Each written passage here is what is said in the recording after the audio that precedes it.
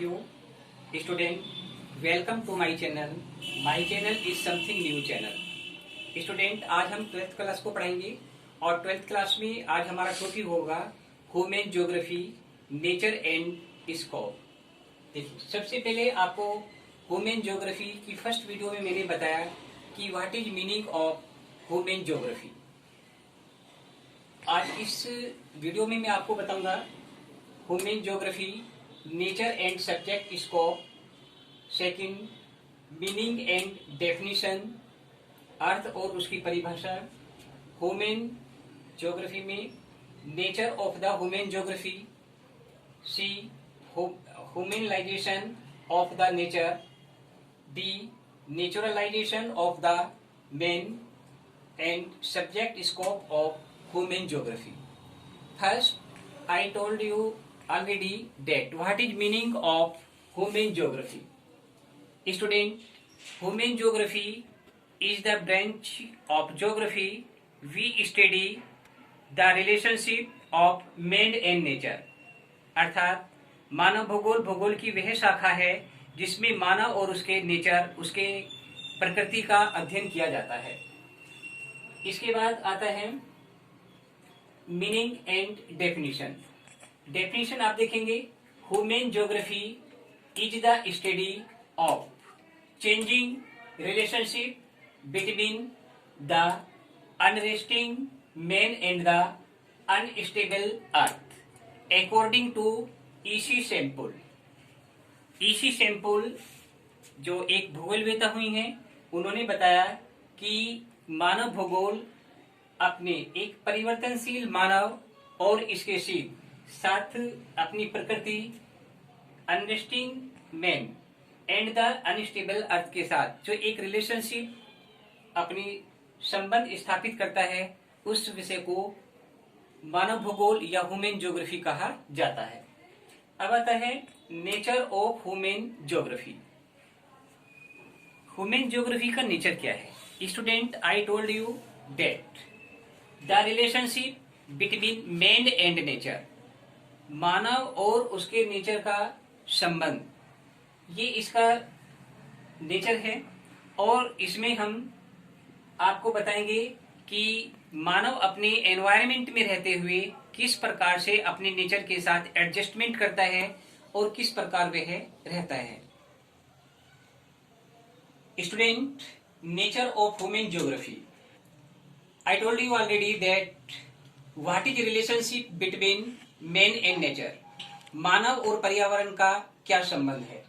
तो we study that the relationship nature and human.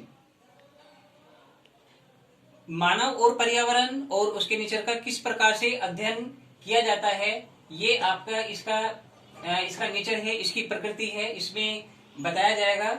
अब इसके साथ आता है ह्यूमनलाइजेशन ऑफ द नेचर। ह्यूमनलाइजेशन का मतलब होता है मानवीयकरण। ह्यूमनलाइजेशन ऑफ द अर्थ। स्टूडेंट, मानव अपने एनवायरनमेंट में रहते हुए अपनी टेक्निकल के आधार पर और इसके साथ अपनी स्किल के आधार पर, the main use of skill and technology, वे अपनी स्किल का और टेक्नोलॉजी का इस्तेमाल करता है, उपयोग करता है और अपने नेचुरल रिसोर्स को अपने लिए उपयोगी बनाता है, यूजफुल बनाता है। We called humanization of the nature. D naturalization of the man, मानव का प्रकृतिकरण। मानव का प्रकृतिकरण या नेचुरलाइजेशन ऑफ द मैन से मीनिंग है कि मैन अपने एनवायरनमेंट में रहते हुए अकॉर्डिंग टू नेचर, प्रकृति के अनुसार अपने आप को वह एनवायरनमेंट में ढाल लेता है और इसके साथ साथ अकॉर्डिंग टू नेचर वर्क करता है, अपनी एक्टिविटीज को करता है। इसी को नेचुरलाइजेशन ऑफ मैन कहा जाता है। इसके साथ साथ आता है बच्चों subject scope of the human geography. मानव भूगोल का सब्जेक्ट स्कोप क्या है? तो अभी मैंने आपको बताया है, I told you already that human geography is the branch of geography. अभी मैंने आपको बताया कि ह्यूमन ज्योग्राफी या मानव भूगोल की शाखा है which we study the inter relationship between man and the environment या उसका जो फिजिकल एनवायरमेंट है उसके साथ मानव किस प्रकार अपने इंटररिलेशनशिप करता है, इसी सब्जेक्ट को हम ह्यूमन ज्योग्राफी कहते हैं। अब बच्चों इसके सब्जेक्ट स्कोप में आता है, सबसे पहले आता है एग्रीकल्चर ज्योग्राफी। एग्रीकल्चर ज्योग्राफी में देखिए हम मानव की primary activity I mean agriculture की स्टडी करेंगे और उसमें बताएंगे कि मानव ने इन एंशिएंट टाइम में किस प्रकार एग्रीकल्चर को स्टार्ट किया और उसने धीरे धीरे डे बाय डे किस प्रकार एग्रीकल्चर को डेवलप किया है। पहले एग्रीकल्चर बच्चों सब्सटेंस एग्रीकल्चर करता था, जीवन निर्वाह कृषि, लेकिन आज वह कॉमर्शियल एग्रीकल्चर कर रहा है और वह कॉमर्शियल क्रॉप्स उगा रहा है और उसने डेवलपमेंट किया है। तो एग्रीकल्चर ज्योग्राफी में मिड पॉइंट मेन है और ह्यूमन ज्योग्राफी का मिड पॉइंट भी मेन ही है, अर्थात एग्रीकल्चर ज्योग्राफी में मानव की प्राइमरी एक्टिविटीज की स्टडी की जाती है। सोशो एंड कल्चर ज्योग्राफी, इसमें मानव की सोशो जो लाइफ है उसके बारे में, कल्चर एक्टिविटीज के बारे में स्टडी करते हैं और इसके साथ साथ हम मानव को ये बताते हैं कि man is a social creature. मानव क्या है, एक सामाजिक प्राणी है। वह अपनी सोसाइटी में रहते हुए किस प्रकार जो सोशो वर्क होता है, सोशो एक्टिविटीज है उनको करता है। इसके साथ आता है इकोनॉमिक्स एक्टिविटी, और इकोनॉमिक्स ज्योग्राफी में इकोनॉमिक्स एक्टिविटीज मानव किस प्रकार करता है। तो इकोनॉमिक्स ज्योग्राफी ये एक सब्जेक्ट है, एक पार्ट है ह्यूमन ज्योग्राफी का।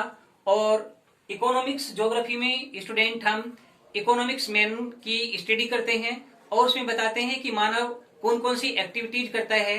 जैसे मैंने आपको पहले ही बता रखा है, फर्स्ट वीडियो में भी बताया कि मानव की जो एक्टिविटीज हैं, जैसे प्राइमरी एक्टिविटीज जिसे हम प्राथमिक क्रियाओं के नाम से जानते हैं, जैसे एग्रीकल्चर करना, फिशिंग करना, माइनिंग करना और एग्रीकल्चर करना, these are primary activities. Second is secondary activities we called manufacturing industries.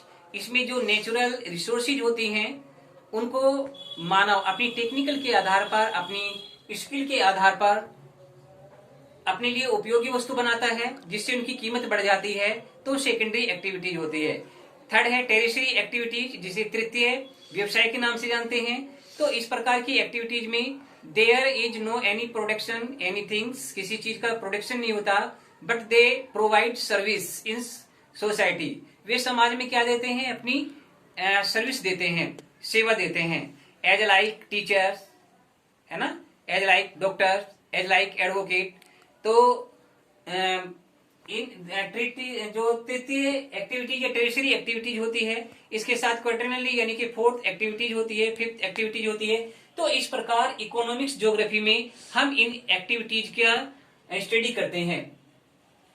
Student, अभी मैंने आपको बताया what is meaning of human geography.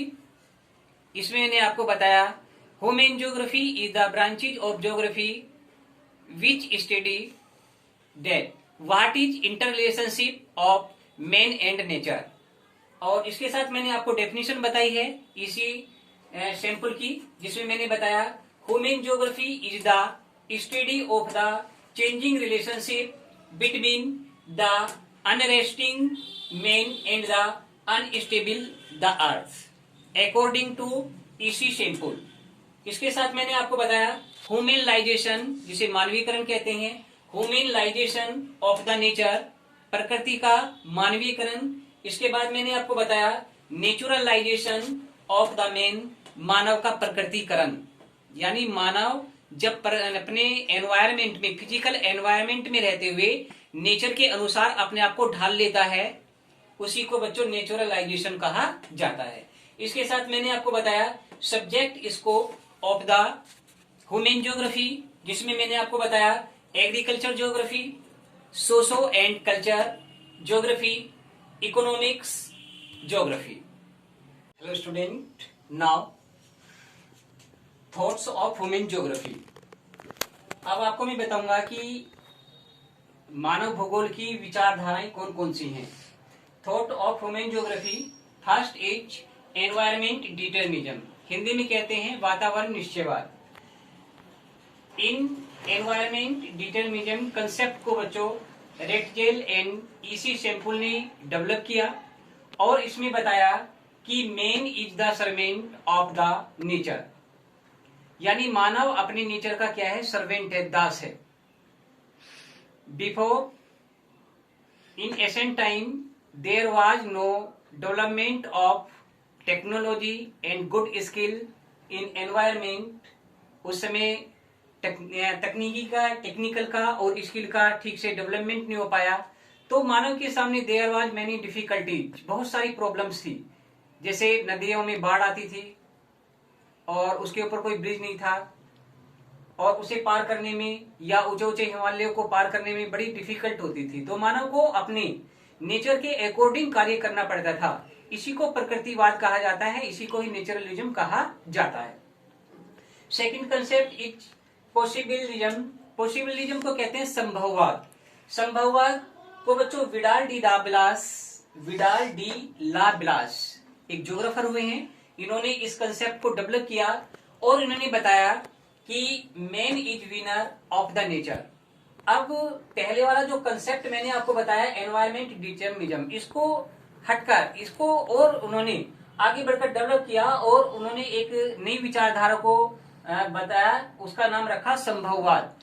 तो पॉसिबिलिज्म, संभववाद को जो डेवलप किया ब्लाडी लाब्लास ने, इन्होंने बताया कि man is not servant of nature, मानव अपनी प्रकृति का दास नहीं है, बट मानव इज या man is winner of the environment, वह अपने पर्यावरण का क्या है, विजेता है।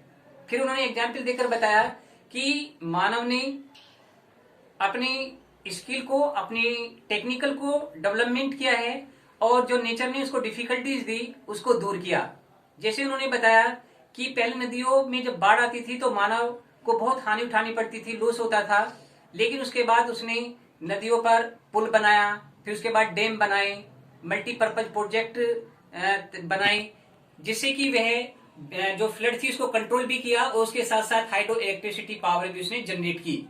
तो उसने बताया कि नेचर ने जहां एक तरफ उसे डिफिकल्टीज दी, मानव ने अपनी टेक्निकल के आधार पर उसको डिफिकल्ट को दूर करने के लिए प्रयास किए हैं, प्रयत्न किए हैं और काफी हद तक वह सफल भी रहा। इसे कहते हैं संभववाद।